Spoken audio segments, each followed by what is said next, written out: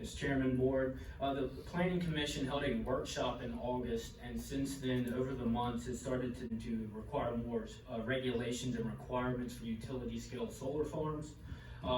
Since that, staff has come up with ordinance 2024-1, relaying those changes, and I'd like to go over a few with them now, before the public hearing, if you all choose to move it to that. The first is that the county has written into the ordinance to allow for staff to receive third-party plan reviews and inspections for the building plans and also erosion and sediment control. This means that the county would be able to hire a third party to do those types of reviews, and that cost would be borne upon the developer. Another change is to restrict the size of such facilities to not exceed a maximum lot coverage of 50 acres under panel or exceed 10 megawatts in electrical generation, whichever is less. Developer to apply for a special exception to exceed that 10 megawatts. So sort of like our density bonus regulation for R3 district, a developer could apply for a second special exception to exceed that 10 megawatts.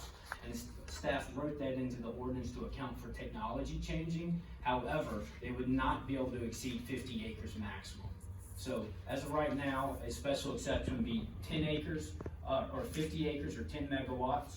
And then if you wanted to apply for another special exception to exceed that 10 megawatts, so let's say you could fit 20 megawatts in 50 acres, they could apply for a second special exception to increase the megawatts for that facility. The applicant shall coordinate with all county emergency services to provide materials, education, and training to the department. And this would include a response plan as well as activities on the site so that they know what they're dealing with, since this is such a new use to our locality.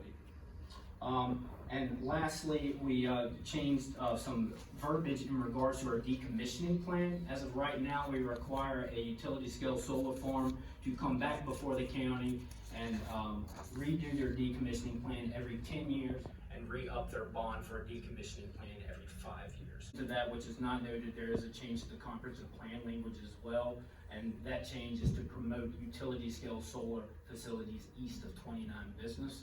The reasoning for that is a couple things. West of 29 is the terrain does not suit well for it. In addition to that, staff has mapped our substations in the county, and all of them but one are to the east of 29 business.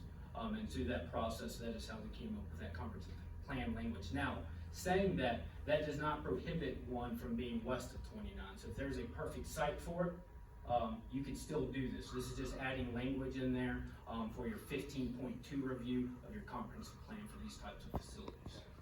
4-1 and propose comprehensive plan revisions for public hearing as of March 19th, 2024. Motion on the floor by Mr. Martin. Any discussion? Seeing none. All those in favor, say aye. Aye. I vote